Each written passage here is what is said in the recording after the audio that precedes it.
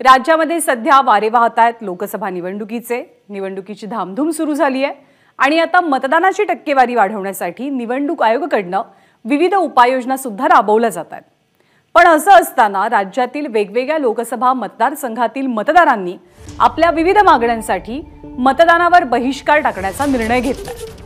राज्यातील तब्बल 65 गावातील 41,440 मतदारांनी मतदानावर बहिष्कार टाकण्याची घोषणा केली। विशेष म्हणजे माढा आणि बारामती लोकसभा मतदारसंघात सर्वाधिक मतदारांनी किंवा गावांनी निवडणुकीवर बहिष्काराचा निर्णय घेतलाय।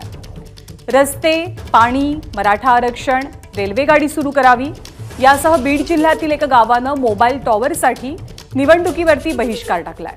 आपले प्रतिनिधी कृष्णा केंडे सध्या आपल्या सोबत आहेत। कृष्णा, गेल्या निवडणुकीतही आपण पाहिलेलं होतं की नोटाचा वापर खूप मोठ्या प्रमाणात वाढलेला होता आपली नाराजी एक प्रकारे व्यक्त करण्यासाठी, पण यावेळेला थेट बहिष्काराचा मार्ग अनेक गावांनी नागरिकांनी पुकारलेला दिसतोय। काय चित्र आहे राज्यातल्या या संदर्भातलं?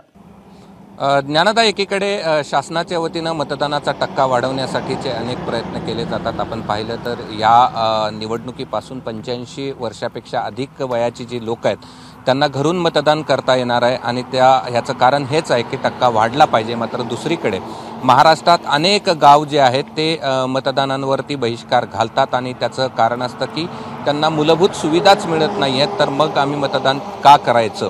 तर महाराष्ट्रात आत्तापर्यंत जी आकडेवारी आलेली आहे त्यानुसार 65 गावांनी या ठिकाणी मतदानावर बहिष्कार टाकला। यापेक्षा अधिक देखील गावांची संख्या असू शकते आणि यातले जे मतदार आहेत ते 41,000पेक्षा अधिक आहेत। आणि यातले जर प्रश्न पाहिले तर बीडचा अत्यंत तसं वाटत असलं हा थोडासा गंभीर नाही, मात्र तरी देखील एका गावाने तर असं बहिष्कार टाकलाय की आमच्या गावात मोबाईलची रेंज येत नाही आणि त्यामुळे आम्ही मतदान करणार नाही। गत निवडणुकीमध्ये छत्रपती संभाजीनगरमध्ये देखील अशाच एका गावाने बहिष्कार टाकलेला होता।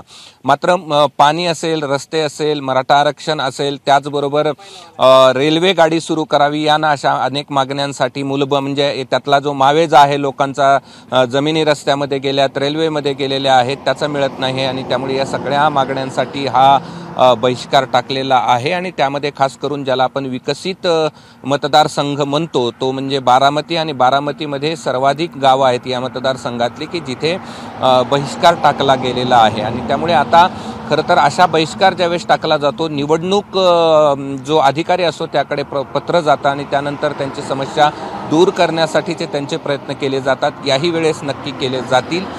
यातली काही गावं आपला बहिष्कार मागेही घेतील। मात्र आपण विकसित म्हणतो, आपण पुढारलेले म्हणतो, मात्र आजही आपल्या महाराष्ट्रामध्ये की मूलभूत सुविधांसाठी देखील वर्षभर 5 वर्ष प्रयत्न करून देखील त्या सुटत नाहीत।